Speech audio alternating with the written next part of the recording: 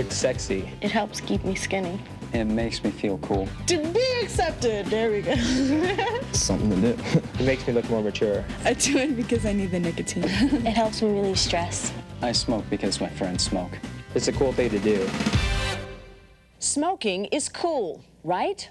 Well, it must be. 6,000 American teenagers light up for the first time every day. In fact, the number of teen smokers in the United States is the highest it's been in 2 decades. Hi, I'm Lisa Gibbons. Currently, 4.5 million teenagers use tobacco. Over 1 million of them will eventually die because of it. Smoking is kind of like playing the lottery, but you can't find out whether you've won or lost till you're in your 40s, your 50s, even your 60s. Too old to care, right? What if you had a chance to see how cigarettes are affecting your life right now? In this hour, we're going to meet teen smokers from across the country, bring them face to face with the truth about how smoking is already robbing them of their health, their looks, their life, and then dare them to quit. The thing is, I don't smoke because I think I'm cool, you know? I smoke because I'm stuck on it. If I get wrinkles, if I get yellow teeth, if I get stains on my finger, you know, that is my problem. You guys think you guys look cool now and stuff, but look when you get older. I mean, you guys are gonna have, you know, stinky breath. If this starts building up, your gums start getting all ugly. Like your teeth turn yellow, your hair, your breath. Well, and like I the hair have one response for that. Exactly. That's what a plastic surgeon's for. That's what a dentist is for. Amen. That's what you pay them for.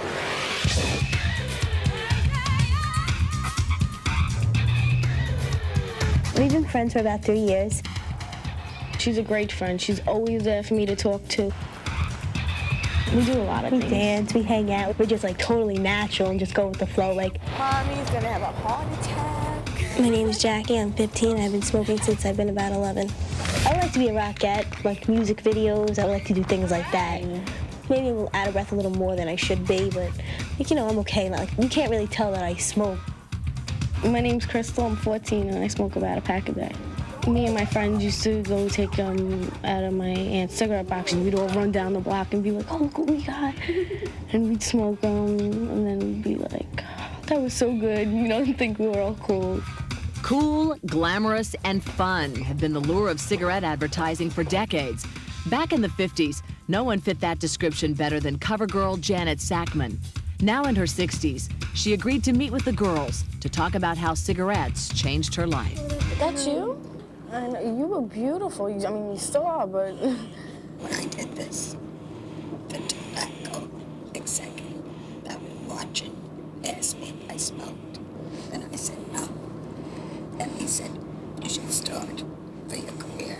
Really? And that's when I started to smoke. He told you to start smoking? For my career. And he said to me, it'd be a good idea to know how to hold a cigarette and put on a cigarette for other commercials. I got an earache, and it wouldn't go away. I went to quite a few doctors, and they found that I had throat cancer.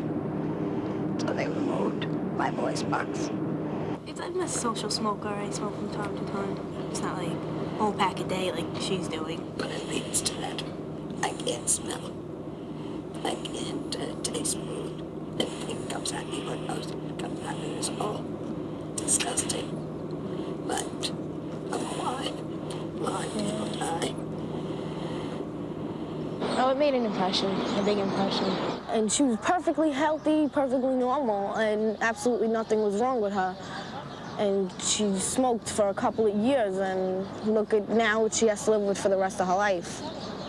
If I could turn back the clock, it would be wonderful, but you can't do that. There was this commercial one time, it was like a poster that said if smoking did what it did to your inside to the outside, you would stop. It was like this ugly lady, like she's all like deteriorated, and I was like, ew. It was really nasty. Drink some milk. Like, you look at it, and the second you see it, you think of cigarettes so disgusting. You think, oh my God, God forbid I look like that. Tilt your head a little bit this way. Perfect. Crystal and Jackie get a chance to do some modeling of their own. But before seeing the surprising results, they meet with Dr. Derek Antel, a plastic surgeon in New York City. We've been doing research on the aging process and smoking specifically. on identical twins. And what we found is that if one of the twins smokes, they will age at a more rapid rate. Oh, wow. Yeah, oh wow. I never even thought Exactly. of something like that. Yeah, a lot of people don't. You can see changes in their skin quality. They have more wrinkles, deeper wrinkles, and more of them. And I'd like to show you two twins that we've been doing some studies Oh on. my God. Wow. She's definitely the smoker. Her skin droops down off her face. Her eyes sinking a little bit too. Because what happens is when you smoke, you actually are decreasing the amount of blood flow to the skin. Now, you're both still teenagers, but I can tell you that in my practice here in New York City, I've seen models that are in their 20s. In their 20s, not that much older than you, where I can already see the changes occurring of smoking, the beginnings of it, the lines in the lip, the little creases developing around their eyes. And this will ruin their careers, ruin their career. But I have wrinkles underneath my eyes no matter what. Like, not even from smoking. Still, I you had don't them when I need was any little. more then. I know. Imagine what would happen if you continued to smoke. Maybe we could take a look at that. Okay. Let's just move this closer for you. All right. Now, we started with Crystal. And Crystal, this is your before shot, okay? Okay. Then I did a shot where we put in your mother's aging on your face. I'm going to show you before and after. And then we did another one. Oh. Oh my God. Don't even tell me I want to cry. Oh my God. Look at that. I think that's pretty realistic. Oh my God. I'm so ugly. Okay, and there you can see the progression, and you're going to get here faster by smoking. Are we ready for Jackie's? Let me pull up the pictures. Here's the shot we took first. This is the shot that integrates your mother's features. Look at all those changes in here. And this is the picture with your grandmother's features, or aging.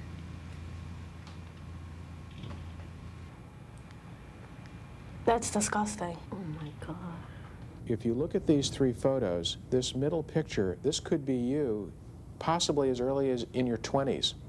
What? If you continue to smoke, as opposed to you perhaps in your 50s or 40s. And moving on to the far right, you're looking at you potentially in your, maybe in your 30s even, as opposed to your 50s or 60s. What is that? That's you. That's not gonna be me. It won't be if you stop smoking.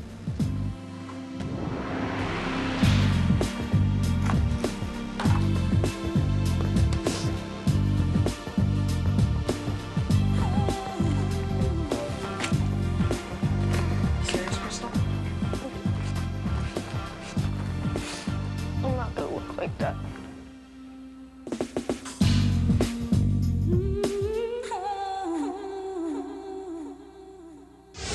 We're boys to men. Women that smoke isn't very attractive. Pull up a cigarette, brother, be like, oh! You see somebody like real fly, whatever, you know, you're like, man, she's fly. And you step up to her, whatever, and she pull out a cigarette when you get to her. It's gonna stink. You might as well be licking an ashtray. There are chances and risks that you take when you smoke. I don't think about the long run and the ramifications of what I do now. Bronchitis, Emphysema. lung cancer. Personally, I live my life daily. I want to be old. I don't have a walker and go to cafeterias and eat Jell-O. You ready? I've been playing tennis for 4 years now. I'm just tired. Smoking really doesn't affect my ability to play tennis. I'm really short of breath right now. If my game went down because of smoking cigarettes, then that'd be a problem, but it wouldn't be that big of a problem because I enjoy doing both. Holding a cigarette makes me feel really cool. I'll sit outside of my house, you know, in the front, so I can just be smoking there, and then maybe someone will drive by and see me. It makes me feel cool. I understand the effects that smoking can have on the body. I understand that it can affect you at a young age. I live my life day by day, and whatever happens, the ramifications I will accept and deal with later. I don't think the statistics really deter me from smoking. If I know that I've lived my life to the fullest, doing something that I enjoy, then dying won't be a problem for me. I'm aware of what it's going to do to me. I just don't care, really. Not knowing what to expect, Robert, Walter, and 15-year-old Marisa, also a smoker, were invited to spend the day at the Arizona Health Sciences Center.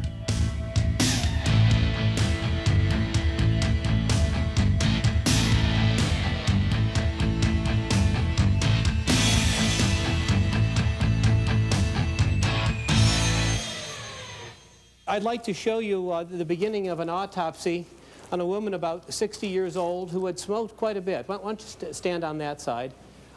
Smoked quite a bit, probably a pack or two a day for most of her adult life. And we know that she has several diseases related to smoking.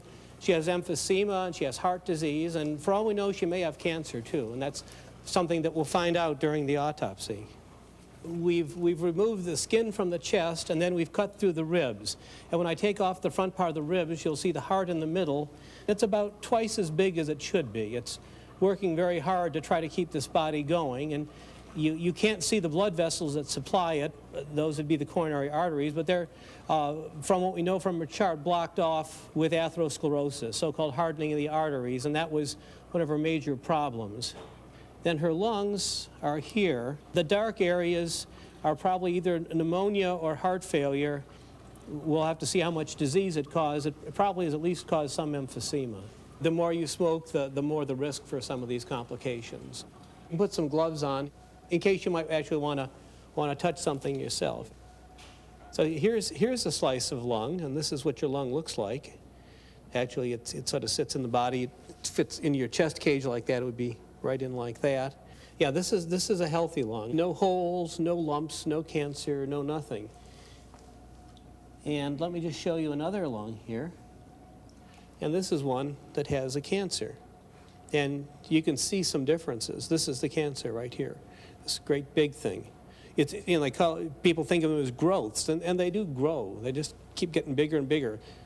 There's some little holes down here in the lung, and that's like emphysema. That's where the lung tissue has sort of been dissolved out by this person smoking. You might think you could just go in and cut this out at surgery, except that 3 out of every 4 people that get lung cancer, it's spread throughout their body, and they can't even go to surgery. That's not even an option. If you smoke a lot, the odds are about 50-50 that you're going to get some complication. You're going to get cancer, or you're going to get heart disease, or a stroke, or emphysema, or something. That was so gross. I'm sorry. That was just like the sickest thing I've ever seen before in my life. That could be my lung, you know, that could be me, my lung on the table getting chopped up, my lobe, whatever. But it's not affecting my desire to not smoke. Still smoking, the threesome took a quick break before a visit to the hospital's pulmonary unit. How long did the tanks last? On 2 liters, about 7 hours. They have a condition called emphysema. The lung, you probably learned today, is made up very much like foam. It's got all these nice little air sacs in it and bubbles. And if you smoke, what happens is your body, in reaction to the smoke, damages all those little air sacs so that you lose them. Sitting here talking to you, I have no problem whatsoever. But if I were to get up and walk, then the first thing you know, you would start breathing heavy. I mean, you can't move. We've only walked, what, like 100 paces maybe? What does it feel like? Well, all of a sudden your whole thing just tightens up. Yeah, you just tighten up? That's it. Mm-hmm. I was a senior in high school, and I had to be one of the crowd, and that's when I started smoking. I love to bowl, and I can't bowl now because I can't breathe. My wife and I used to love to dance. Last time we danced was in 1985. And the only way I could dance now is if I picked this thing up and put it on my back, and then you wouldn't last long. I wouldn't last too long.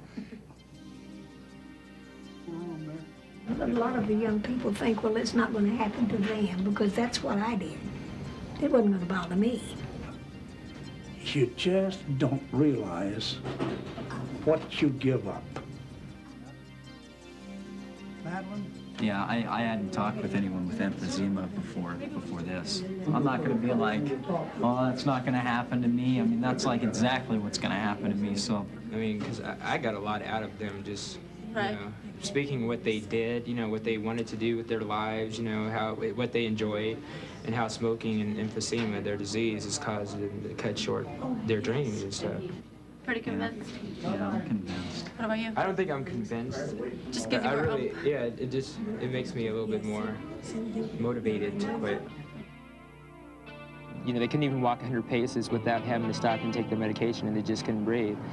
And that really affected me a lot. You know, I couldn't imagine myself in that type of situation. I just really get teed off to think that I did that to myself. And I don't have anybody to blame but me.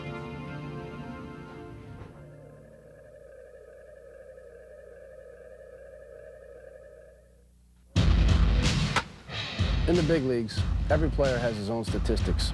So when I want the truth, I check the stats. 1 in 5 high school boys choose tobacco. I chewed, but once I got the stats, I quit. No! If you chew, chances are good that you will get gum disease, mouth cancer, throat cancer, or worse. Don't be fooled. Chewing and baseball don't go together. When it comes to chew, choose the truth. The dare will kill you. You can feel it tripping in your throat. Who is attracted to a guy who has, who turns to you, oh wait, let me spit. Care how they look, how their personality. Haven't found a lot of girls that dip. And then it's coming out of your mouth. It's, oh. Here, come here, give me a kiss. No. My name's Pat Manning. I'm 17 years old, and I've been chewing since I was 13. I chew because I'm around it all the time. I chew because my friends chew. I chew because I play baseball year-round and it's constantly on the baseball field. And I chew because it relieves stress. Everyone always needs one. Oh, I got the story. I got the great story. My name's Greg Pizzine. I'm 18 years old. I've been dipping for about 3 years now. I chew tobacco because I love it. I love to do it. I chew tobacco because my teammates do it. The first time I dipped, I didn't get sick from it at all. I was in 7th grade. I decided to have one, to try it out, and it's stuck with me ever since. And when I was younger, I always looked up to the Major League Baseball players and saw them chewing. It was something that I thought was neat, you know, at that age, 12, 13 years old. There's nothing better, just the way it makes you feel, I guess. I don't know if it's the nicotine or what. It just makes you feel great. I started in the front. It started to get wear down, started to hurt. My teeth started, gum started going down. So then I moved over here, and now I always dip on my right side. My lip will get leathery type feeling and just real weak, and then I'll switch it over. The dentist flat out told me that if I keep chewing at the rate I'm chewing now, he can see in the future, sometime in the future, that I'm bound to get cancer. I wouldn't recommend starting, like I said, but it's not worth getting over now. Cancer can't happen to me. Now if you open real wide for me. The signs of mouth cancer can be seen after only 3 years of dipping. Dental pathologist Dr. Ray Melrose checks Pat and Greg for precancerous lesions called leukoplakia. Leukoplakia is a major white patch that the chewing tobacco, the spit tobacco causes. It's a little bit like a callus that you get on your hands. The chronic irritation of the tobacco product really produces a callus in your mouth. Now I'm going to do the same thing for you. Pat was lucky, so far. Now it's Greg's turn. I see the little bit of leukoplakia, and you see it looks kind of, turn your head that way. See how it looks wrinkled? Leathery. Yeah. Leathery, yeah, that's a good word, leathery. It's perfect. And so you got some leukoplakia. I would say it's definitely a side effect of what you've been doing. Now, what do you see here? Yeah. Now, this is just to orient you, this is somebody's tongue, okay? But this is something else that can happen when you use tobacco products, including spit. This is called a hairy tongue. And these aren't really hairs, but they're elongated papillae, the normal structures of your tongue that are supposed to disappear. But in this patient, they're long and stringy and really ugly, right? How about that one? You could comb it, you could part it, you could do all kinds of interesting things. And the interesting thing about it here is you can vary the color. You can have them like that color, or you can have them kind of tan, or even with a little greenish tint to them. Or you can make them really brown and really disgusting. Do you think your girlfriend would really be thrilled about kissing a guy whose tongue looks like that? How about this one? Now, this is what it can look like. You recognize this? Leukoplakia. This is right where this person puts the pinch, right between cheek here, the lip and the gum. Here's one. This is not leukoplakia anymore. This is cancer. I got one more to show you that's even more dramatic. This is somebody's tongue. And this entire half of this person's tongue is covered with this cancer. And this is the unique kind of cancer that you get from spit tobacco. It's called verrucous carcinoma because it looks like a big wart, like a big cauliflower. Does that look like a cauliflower, like a giant wart? Yeah. And there's only one way to treat this, a substantial degree of surgery. Let me tell you, this is real life, folks. Rick Bender learned the truth about smokeless tobacco the hard way. Once an aspiring baseball player, he was forced to give it up at the age of 26. What's up, guys? Not too bad, Rick Bender. I first started using what I call spit tobacco now. A lot of people refer to it as chewing tobacco when I was about 12 years old. I mean, I was a ball player, 12, Little League, All-Stars, high school, you know, and it kind of fit in with the game. I was diagnosed with cancer at 26.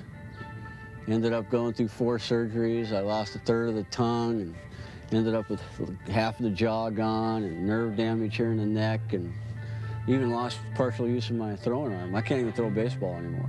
Can't raise it any higher than that now. I mean, and there's a lot of ignorance out there about spit tobacco, especially. A lot of young people realize that smoking's not healthy for them, but they don't think of spit tobacco as that harmful as it is. I mean, they think of it as a safe alternative. How often did you chew?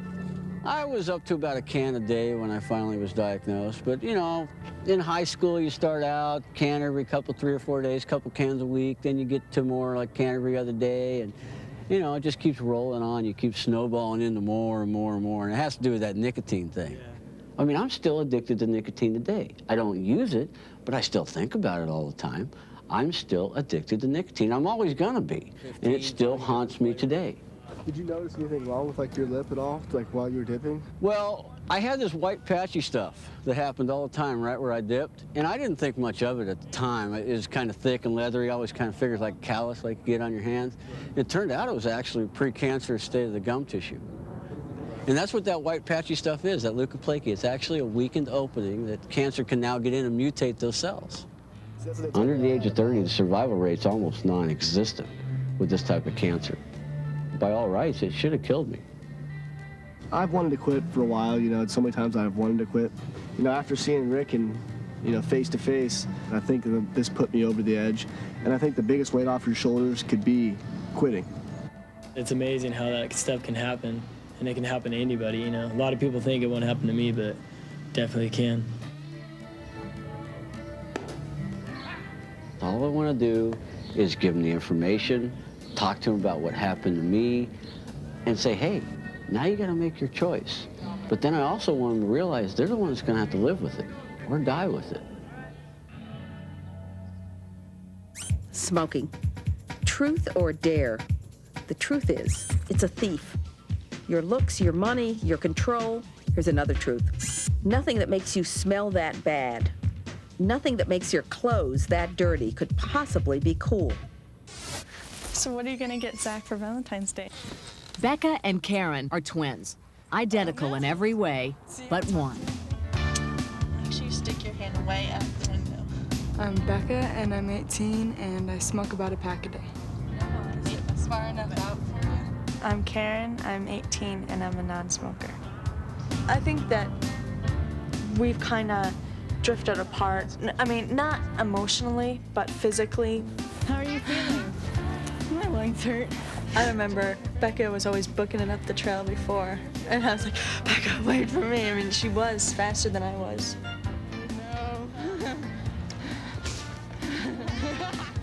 I started smoking about 3 years ago, and I've never seriously tried to quit.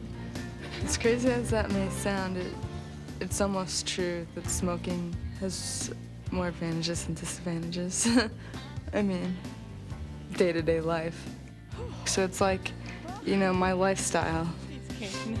Whatever. Do it again. Not really. No matter how many times I tell her to stop, and no matter how many times I tell her I don't like it, it's whatever she wants to do, and I don't really have any control over that. To measure how smoking might already be making them different from one another, the twins volunteered to be tested at Lutheran Medical Center in Denver, Colorado. They were tested for lung capacity. Karen, as we might guess, since you have been a non-smoker and you're young, your tests are unequivocally normal. Blast it out. Becca, your tests are technically within the normal range, but they do show some signs of early small airways disease. Then, Becca got a chance to see how smoking just one cigarette affects her body. That will cause the skin temperature to drop. With each drag, the nicotine in the cigarette begins to constrict Becca's circulation. Infrared pictures of her hand show the changes instantly. You can see the blueness occurring up in her index finger now. That temperature drop is quite significant already. In the time it takes to smoke one cigarette, Becca's hand turns from a healthy red to an icy blue. Notice we're even getting a little purple in the tips of your fingers, which is now near the bottom of our scale. Now the non-smoker, if they would wiggle their hands, yeah, we know who it is. Your oxygen level has been dramatically reduced, and that's going to affect your entire body. Get real tight together if you could. Oh, good, our cold nose. Keep in there for as long as you can take it. Oh, man. There is one test left. Dipping their hands in ice water, the twins witness their body's ability to recover and heal itself. A laser imager provides instant pictures of the blood flow to the girl's hands and skin. The smoker is on the left, the non-smoker on the right. You should see an increase in both now, coming out of the cold water. Being a healthy non-smoker, Karen's hand returns to normal as soon as the ice water is removed. Look at how fast yours came back. 5 minutes later, Becca shows no sign of recovering. The small vessels in Karen's hand, being a non-smoker, are much more reactive. So the blood flow comes back much quicker. These images are scary to me. The most important thing is that the capillaries, the small vessels in the skin, bring the oxygen to the skin, and the lack of blood flow to the skin means that your skin will definitely age quicker. You hear about lung disease and you hear about heart disease, but you don't hear about the blood flow, or, I mean, that's something that takes place right now. I mean, you know, lung cancer could be in your future, but right now, You can't even warm up after being cold. she's so beautiful. I don't want her to have those dark circles under her eyes. I don't want her to have a cough. I don't want her to have... It's gonna make me cry because I don't want her to be like that. And I want her to be able to go into my house and not smell like smoke, and I want our kids to play together without smoking. Trust me. I can relate to it. I don't want to smoke when I'm older. It hurts me to see her like that too, and I wish I could just stop right now.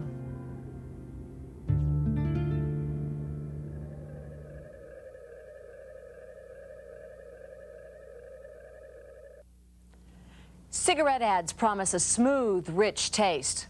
Well, how tasty could 4,000 chemicals be? Especially if 50 of them are known to cause cancer, and 200 of them are deadly poisons. Here are just a few of the highlights from tobacco's death list. Formaldehyde. I can't even pronounce it. No, really. Ooh, that's nasty. Propylene glycol. Glitzel. I don't know. What's it called? Antifreeze. Yeah, antifreeze. They don't even let dogs around. I know. Arsenic. That's what it is. Yeah, rat poison. Rat poison.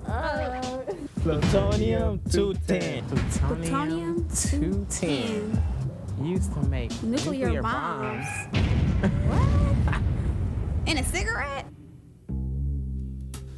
Let me ask you a question. If you know how hard it was to quit smoking, would you even start?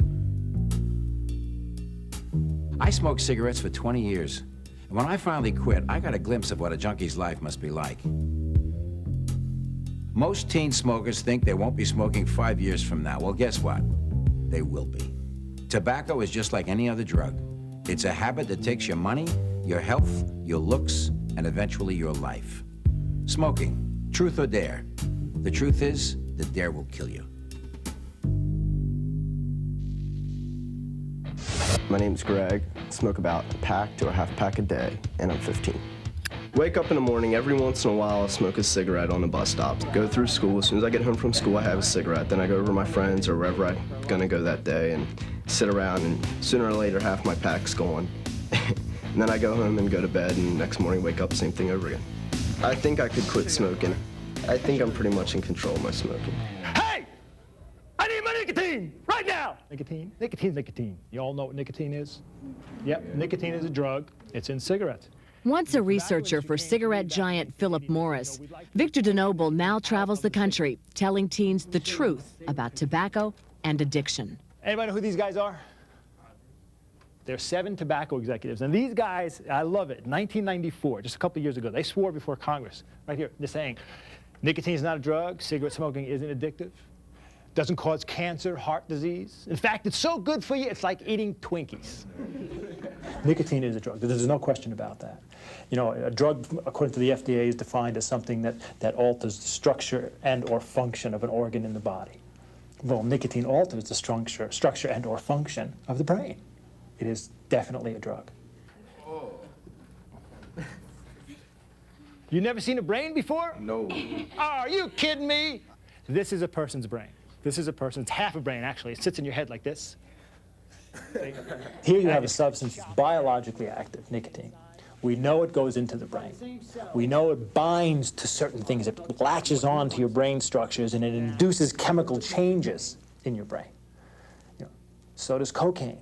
So does alcohol. So does heroin. So why is this any different than that? It's not. Call it addiction, call it dependence, call it a habit. I don't care what you call it. Okay? Basically, you're drugging a person's brain.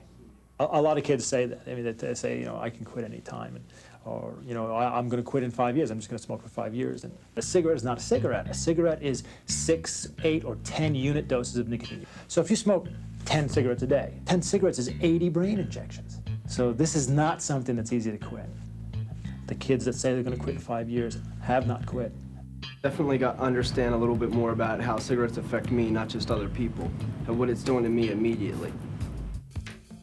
After learning how cigarettes control his brain, Greg is forced to face the impact his addiction has made on his younger brother. I know my brother's affected by my smoking, but I think that he knows that it's wrong, and I don't think that he'll do it. But you don't look up to me and want to smoke because you think it's cool that I smoke, do you? No. And you know that smoking's bad, right? And you wouldn't do it just because I do, right? I can't say that I won't smoke, but I can't say that I will either. Basically, I've seen most teenagers smoke. My brother better never, ever start smoking. Guess I'm just one step closer to quitting now that I learned a little more.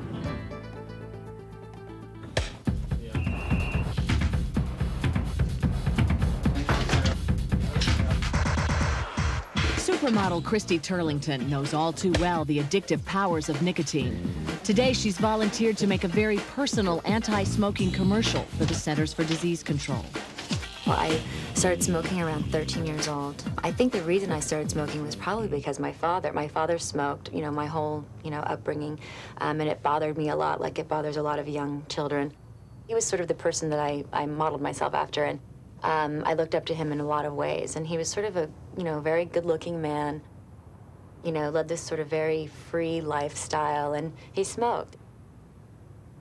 My father was an airline pilot, and it's the thing that he loved to do more than anything in the world.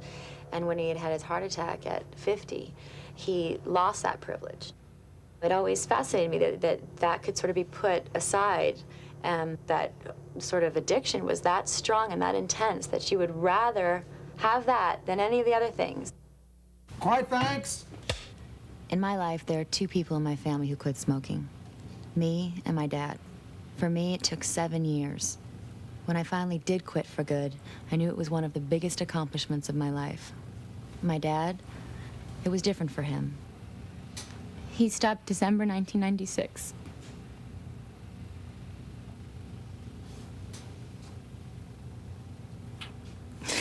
Six months before he died from lung cancer.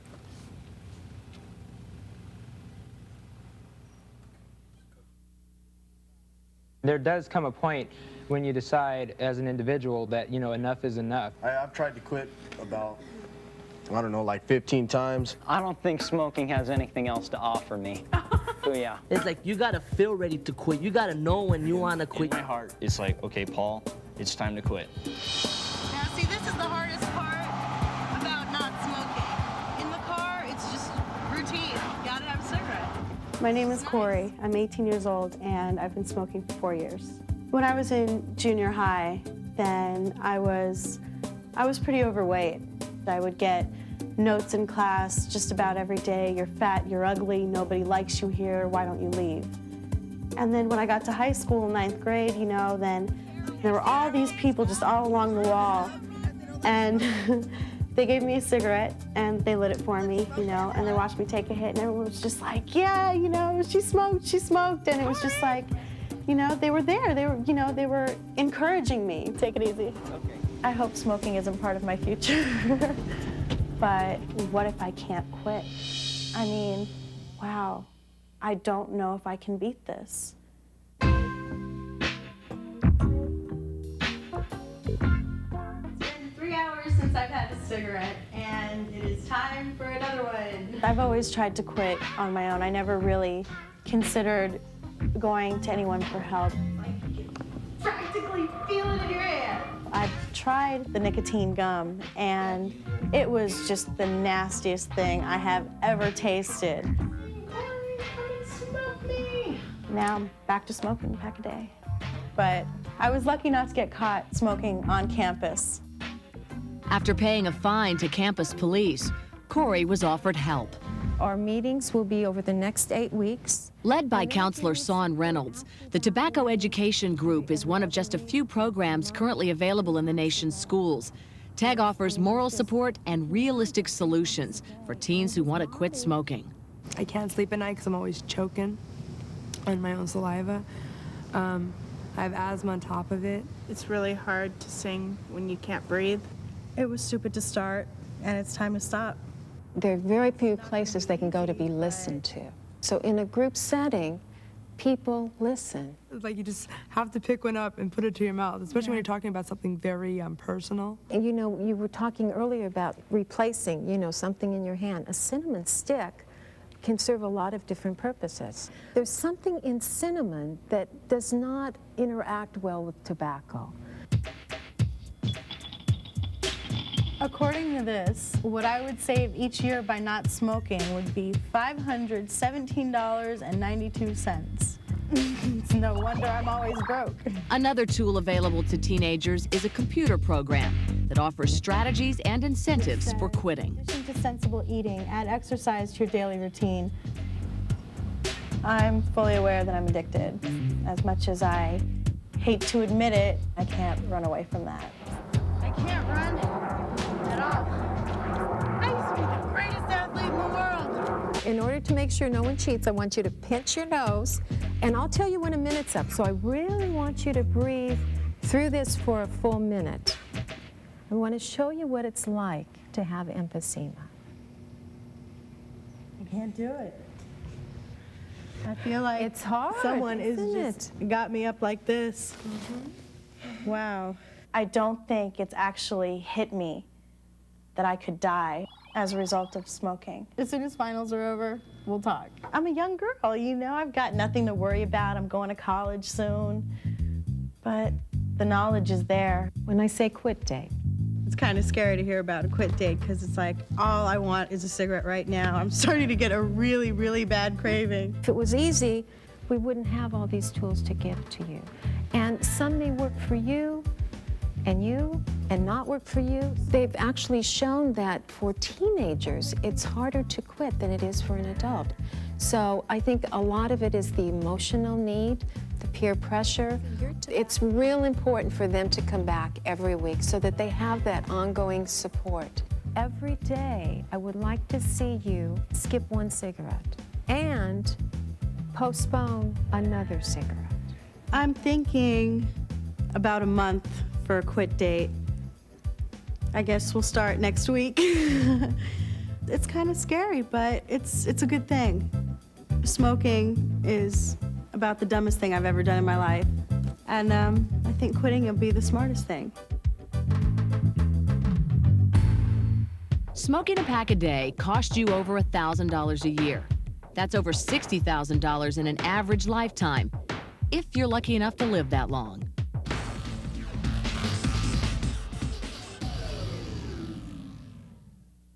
I don't want to die a painful death. I want to live as long as I can healthy and do what I want to do for as long as I can. And if I These knew... chances are there, but why is it a big deal that teens smoke? I mean, I have had tons of friends die in car accidents and being shot, et cetera, and they didn't even pick up a cigarette. A little bit faster. Sometimes when I talk to kids, they say, well, you know, you've got to die sometime, everybody's got to go some way. I could walk outside of my house tomorrow and be hit by a truck. I'd pick the truck. Pam Lathan is only 28 years old. A truck kills you instantly. Emphysema kills you slowly for 20 years. So it's not the dead part that's the bad thing, it's the dying. You want to see Titanic again? Shannon's 17, she's my cousin. She started smoking around the time that I was diagnosed with emphysema. And I worry about her. I don't think I can go 3.5 hours without smoking a cigarette. Yeah. No way. They smoke all throughout that movie. They should have an intermission. When I was about 9, I saw a movie that really influenced me. The main character didn't smoke in the beginning, but started smoking in the end. You know, she looked really cool, and I wanted to be like her, so I decided I would try it, and I did. I wish we had a ramp. First, I developed bronchitis. I was 21. I don't think I'm gonna get sick from smoking. This doctor showed me a chart and just told me all these technical terms, and I said, big deal. I really believe it can happen to me. I laughed, and I said, so I'll quit smoking when I get emphysema, because, you know, then I'll be on oxygen, I'll have to. I was diagnosed with emphysema when I was 24. The only reason that they could find was because that I had smoked. When I said I was definitely going to quit smoking, they started to talk about lung transplant. But then when I did have my transplant, my appearance changed drastically. I woke up one morning and my face had doubled in size overnight. And I ended up gaining a lot of weight and losing all of my self-esteem and losing all of my friends. The doctors talked about a 40% chance of making it through the first year and 60% chance of making it past 5 years. I thought, I'll be the exception. And I thought that right up until the day that I got sick this past October. Despite some of the best medical care in the world, Pam's body is rejecting her transplanted lung. Shannon provides moral support as Pam undergoes tests to monitor her condition. I was just thinking, how could this be happening? Why does it have to be somebody that I love? But it's always somebody that somebody else loves. Emphysema is like holding your breath all the time. It's one of the most frightening things I think I've ever experienced. Breath out, just keep going, relax. I live my life like a person at least twice my age. I don't have a social life. I can't go into bars or clubs like other people my age because it's smoky and crowded. My friends ask me, oh, do you do drugs, do you drink? And I'm like, no, I smoke cigarettes. They're like, oh, that's not bad. You could be doing so much worse. You're a good girl. It's like you get patted on the shoulder for just smoking cigarettes and not doing drugs. So it means that the air coming out is still somewhat obstructed. It's not normal the way it should be. Whereas yours is, so far. I didn't realize till I went to the hospital with her what it was really all about. Going to the hospital for her is her day. That is what she does. That's all she has the energy to do. You know what I'd like to do? If I wasn't sick, I'd love to go to the gym and do gymnastics with you. If you could. I could before. My kids know all about this. They know that smoking caused this. They know that smoking was a choice that I myself made. Sometimes I don't want to go to school and stuff because, like, I'm afraid something's gonna happen to you and I won't know because I'm in school. I thought about protecting them and not saying anything, but I thought that would be harder on them in the long run if anything did happen, if I didn't survive this. 2 days later, Pam undergoes a bronchoscopy. It's a procedure she's been dreading. The results of the test will tell if her lung can still keep her alive. I live, I think, month to month, you know, or even I can look forward to next year, but I really can't look at 5 years or 10 years. Cure my emphysema, I don't know. I mean, I know that's impossible, but medical science is a wonderful thing, I think, an amazing thing. So part of me is hopeful that, you know, maybe they'll be able to find some way to prolong my life to a, you know, a normal lifespan. If I could have quit before it was too late, before I was too sick, I would have been, you know, things would be so much better now. And, you know, just so as hard as it is to quit, it's harder to live like this. 3 days later, the test results are in. Pam and Shannon ride to the hospital where the doctor has requested a private meeting. I've been thinking about it. It just makes me nervous whenever I light a cigarette. I think twice. I'm just like, okay, it makes me scared. It takes a long time sometimes before you get sick, but then when you're sick in an instant.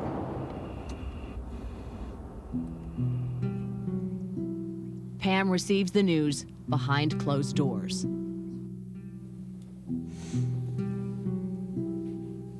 There must be something else after life, you know, some kind of heaven. You know, I believe in God.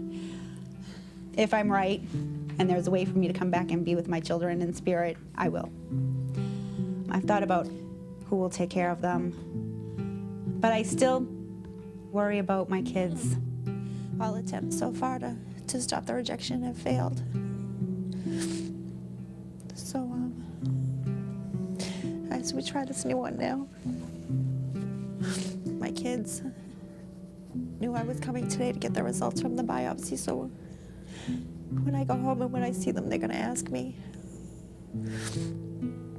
And I have to give them bad news. So sorry, I thought the results were gonna be good today.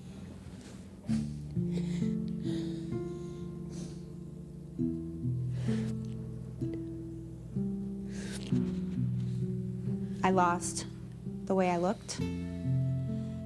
I lost my youth. I lost friends, my career plans. I lost any hope for a normal life. If I could have looked into a crystal ball at 10 and seen what my life was going to be like 18 years later, I know that I wouldn't have smoked. I guess I can just sit here and wait for the kids to come home.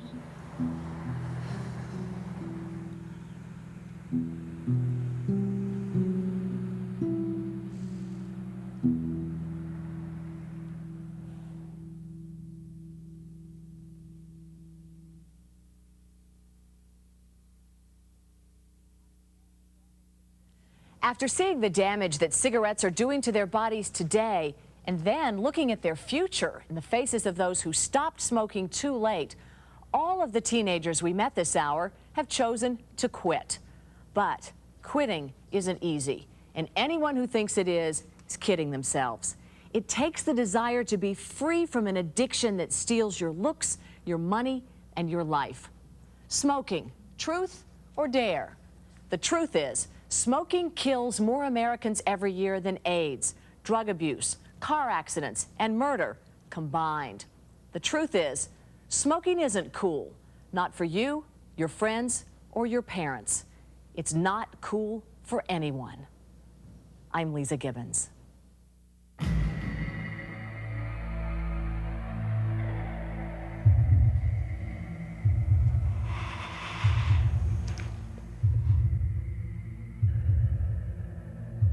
It's the cool thing to do. It makes me look sexy. And according to no. I smoke to look cool and be more mature.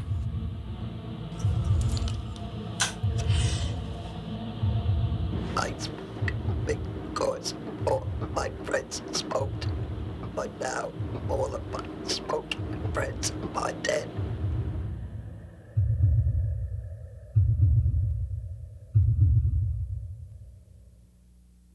For more information on how to quit smoking, call the American Cancer Society at 1-800-ACS-2345 or visit our website at www.smokingtruthordare.com.